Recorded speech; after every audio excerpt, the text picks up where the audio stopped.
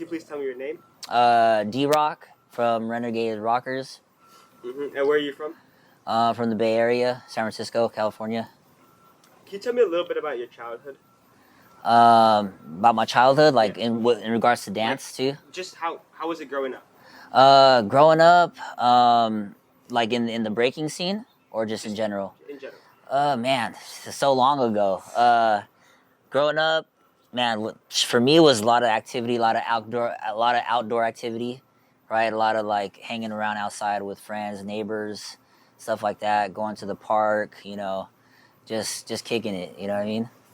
Obviously family and all that stuff too. But what I recall the most in my childhood is being outside and playing like tag and like basketball and like just being outside. Yeah. When did you start dancing? I started young. I started like in like third grade. It's so long that I can't tell you a year. But I started in third grade. That's when I first got exposed to it. I wasn't like dancing like full time by then, but I knew like I had a passion for it. So I would like, play sports a little bit and then dabble with the breaking. And then it wasn't until a little bit later then I was just like, this is it. This is what I want to do. Breaking is like going to be my thing, Yeah. What was the dance scene like when you started? Man, the dance scene when I started, it was it was a lot of house parties. So people would be like doing garage parties a lot. There'd be a mix of styles of dancers in the garage, like house, breaking, poppers, all young, all teenagers, basically teenagers throwing parties when their parents aren't around, you know what I mean? Or sometimes the parents would be around, but for the most part, no, Yeah, that's how the scene was for me. Like, during that time, during when for me it was like a lot of like I said, house parties and a lot of like private practices. Like only a few practices were happening here and there. Yeah. So, what was it like for you? What was dancing like for you? What was dancing like? Man, that's a good question. I would say just man, a lot of fun. Like alongside with the passion for the dance and all that, like the environment, like meeting new people, having those, basically like you have your crew, right? You have your crew. You're in your youth. You got really not much to worry about besides like just breaking and like making sure your room's clean or whatever, But yeah, it's probably one of the best times of my life, to be honest. Just being free, being able to just break. Some of the biggest memories I have like is traveling to events. So there'd be parties, right? Let's just say like Fremont. Mind you, this is back in the day, right? So we we want to go so bad to dance that you wouldn't even like. I would somehow get there, but have no way to get back. So it'd be like 5 of us. We'd be there and be like, all right, so how are we getting home? We already knew this time was coming, but it's like, all right, everybody called their parents, and my mom was not having it. They're like, hey, how'd you get there? You better get home, Yeah. So a lot of those nights, a lot of those days where it's like, it's either you're asking a favor or like you're walking from super far. You know what I mean? So yeah, I remember those times. Yeah. So you mentioned like being part of a crew and like getting those like parties at people's houses. Yeah. Like, how did you learn? Like, how did you learn breakdancing? What did you learn from? So like now it's like there's a lot of teaching, a lot of tutorials. But back then you had to be really lucky to have someone to just show you anything, because a lot of like, coming up there was a lot of different crews, right? And it wasn't like always very sharing, right? Like it was like I knew how to do this and I'm not going to show you how to do anything, right? So if you wanted to learn, it was either going to be repetition, right? Like you had to just find a video, some clip from a movie or whatever. I think breaking had a few clips that I would watch, and you would have to try to figure it out, that was in the beginning. Later on, as I got down with like, more like, as I got deeper in the game, then like, you know, my crew members like Schlep Rock, Chris Lopez, Aki, Blue Boy. They helped me a lot with, you know, just being around and like, you know, just helping me with little tips here and there. Yeah. Can you tell me a little bit more about some of those people who helped you? Yeah, for sure. So those are the OGs of my group. So when I got down, Renegades, I was just a teenager. I think I was like 12 or something. I don't think I was even a teenager yet by that time, or maybe I was, but early teens.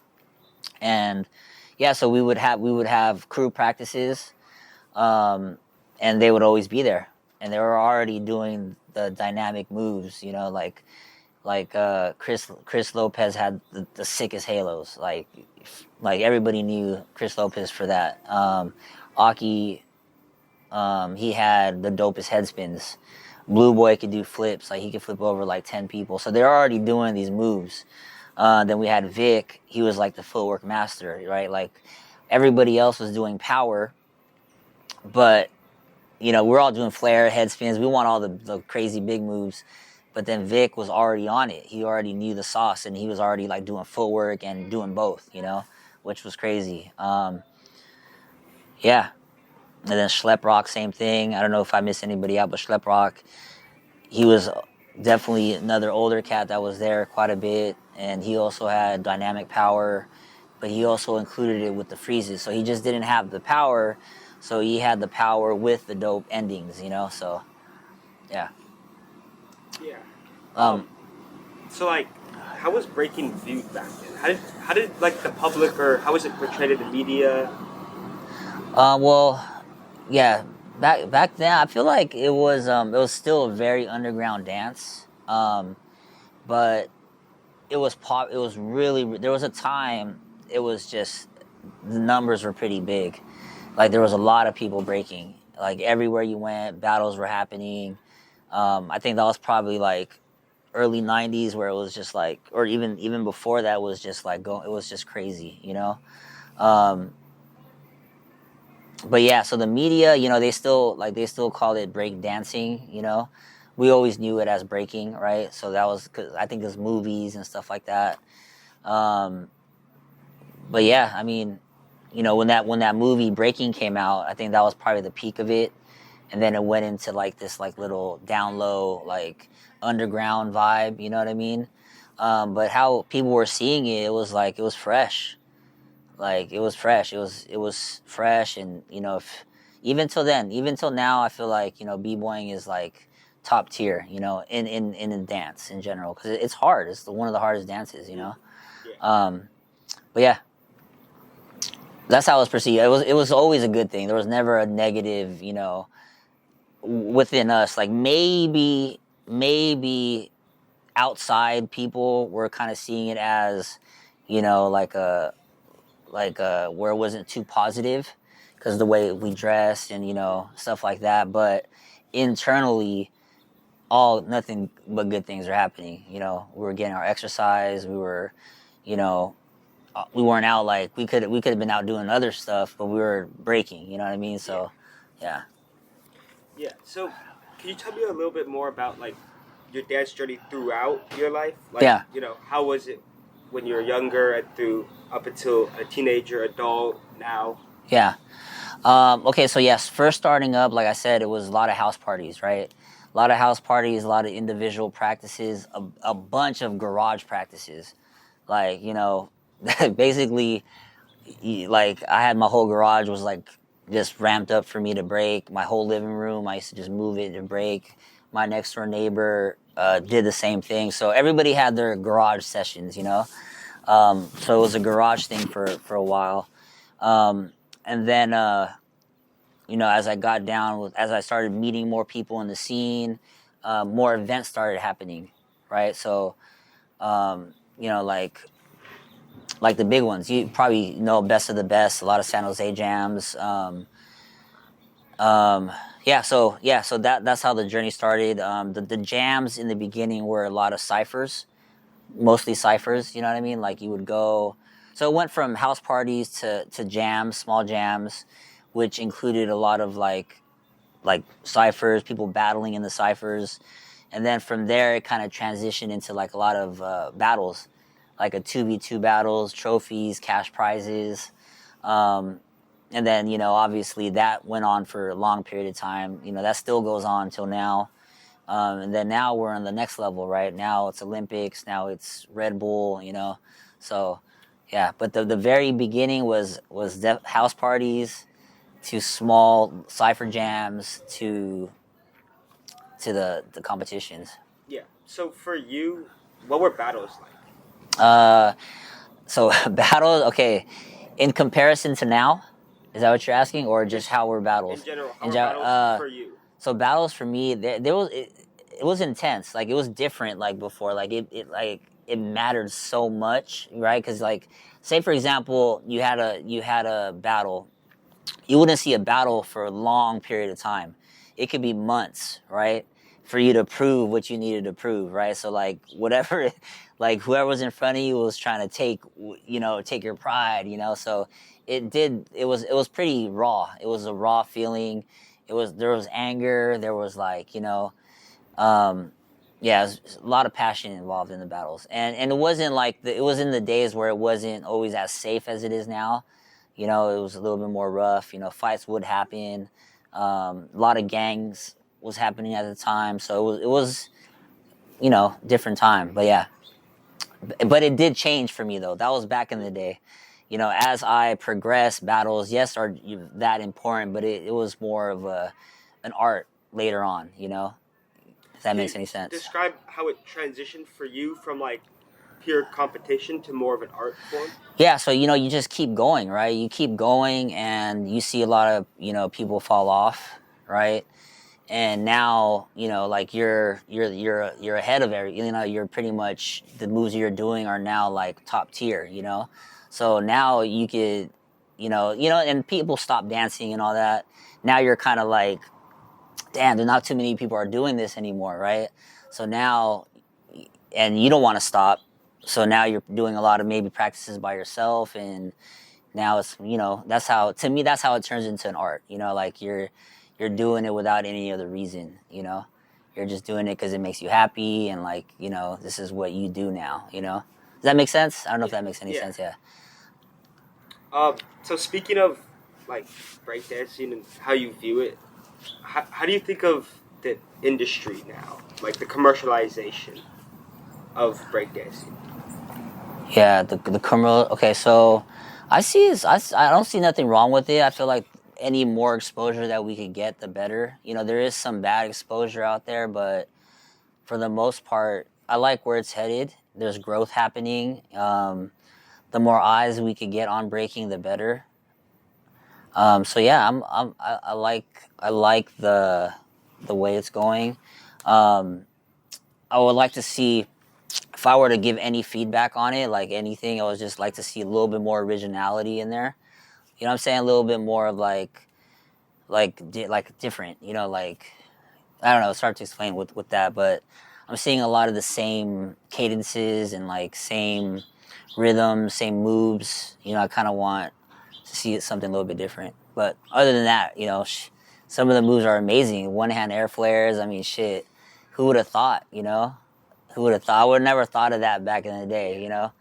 But even when I saw the first air flare, I was like, damn, this is crazy, you know? Like, if I could already see it, like people doing multiples, is going to be wild, you know?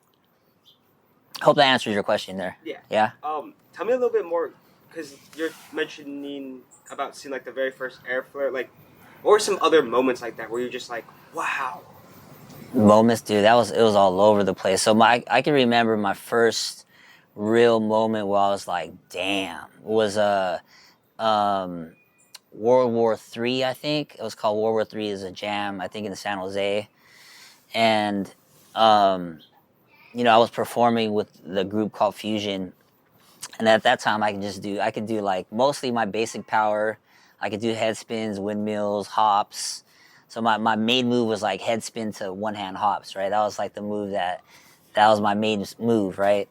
And then, you know, this is kind of like knowing there's some dope people out there, but never like, I never saw something like this. So like, Lil Caesar and I think it was Robbie, Lil Caesar, or I think it was Willpower. Little Caesar and Willpower were at that event, and they were just going off. Like they were doing the crazy. They were doing forever head spins, L's, stars, and I was just like, they were just clearly above and beyond anybody else, you know. So yeah, that was the moment I was like, damn, this is probably like, I need to get better, you know, because if they're doing it. But I was a teenager at the time, but that super inspired me. So shout out to Little Caesar and Willpower. Yeah, I've told them this story before too, but yeah. Can you tell me a little bit more about Willpower and Caesar? So Air Force Crew, one of the legendary crews, you know, out of LA. They've just been breaking for a very long time. Their main things were like power moves, head spins, you know, flares, like every ground power you could think of, they had it, you know. And they were just like the older version of like what we were doing. Like, you know, that's how our groups kind of started, but they were like the ones that were doing it before us, you know. Can you tell me a little bit more about your group? Yeah. Like what do you want to know? Like who were part of it? So it started in '83. So we're like 40 plus years doing it. So from my memory, it was like the guys I mentioned earlier, like Schlep, Vic, Blue Boy, Chris Lopez. Those are Aki. Those are my OGs. I'm second generation. So those are the guys that brought me in. And then from there, you know, we have Wicked, myself, Politics, and then man, the list goes on. The list goes on. So basically, like, you know, I could keep naming names, but like we just been at it for a very long time. Some of the things that Renegades are known for is like the Radiotron. Have you guys ever heard Radiotron? So for you guys, especially if you're doing stuff like this, like something you should really know about. It's like a really big jam that happened, you know, a long time ago, and yeah, a lot of historic stuff happened that day. Style Elements and Renegades battled, and it was pretty dope. Yeah. So and then now current. So we've had second, third, fourth, and now we're on our fifth generation Renegades. Yeah. So we're still going strong. Mm-hmm. Yeah. So you've been teaching breakdancing now. How did you get into teaching? How did I get into teaching? I think so. I decided like I feel like I was always teaching. You know, I was always kind of helping my crew, or like always just had that in me. Like even when like it was like, you know, don't tell nobody the secrets and all that. I was always like, I didn't really care. So I was just like, hey, like let me help you with your windmill or whatever. So that was, I feel like that was always there. And then you know, as you like, it was a pretty smooth transition. As you get older in the scene, or you get more, you know, people start like gonna ask you. You know what I'm saying? The people are gonna ask you like, yeah, how do I do this? How do I do that? So from there, I got repetition on, you know, helping people how to get to what they need to get to, and then from there, you know, I started realizing like, hey, this is cool. Like, you know, like what I'm doing is working, you know. And then I started doing it like as a gig, you know, as a job. Yeah, that's pretty much the trend. And as a dancer, like sometimes so I was doing full-time breaking for a while, and like sometimes you're not going to pay the bills just breaking, right? Like it's just, you know, that's the time. So in order to like stay within my realm, I took on, you know, teaching classes. And from there, it just kept on building. Now I'm like 10 plus teaching, you know. But I think that's how it starts with everybody, right? Like, you know what I mean? Yeah.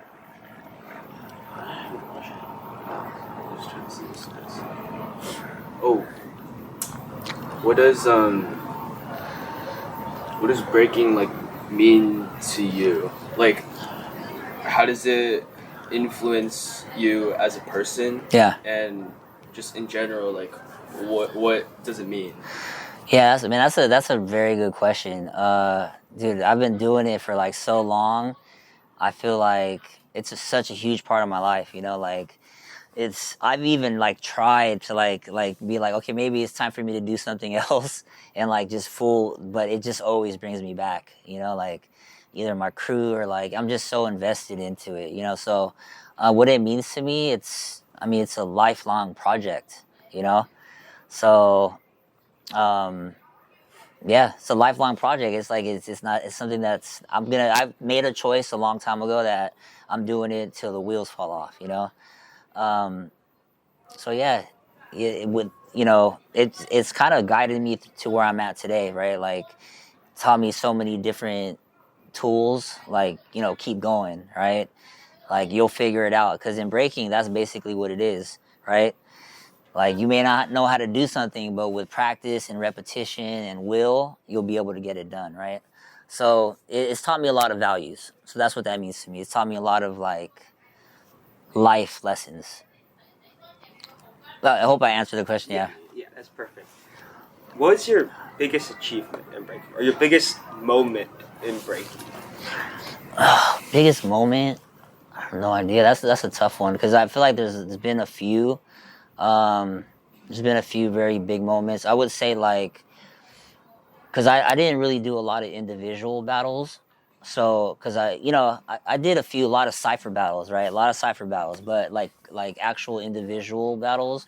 The one that stands out to me is Pro Am Hawaii, because I went there and it was like a pretty big competition, and you know I had there's a lot of good battlers, and I kind of went there. I was like, all right, I'm doing this on my own. You know, prior to that, I was doing a lot of crew battles, so that one's probably the one that stands out the most. You know, that one, and then is that what you meant, like competition wise, or Just in general, what's your most Oh, memorable moment breaking? most memorable moment? Oh, damn, that's a tough one. You have to let me think about that one. But like I would say, like biggest moment. Wow, I don't know. I have to get back to you. I can't answer that. That's a good one though.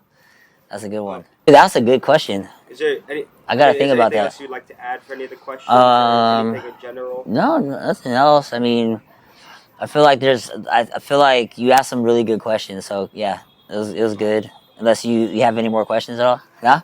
All right. All right, Peace thank out. you so Hopefully, much hopefully for it your works. time. Yeah, I don't mind doing this again too if you need to. You know what I mean? We'll let you know. Yeah. Thank you. Yep. I got you, brothers.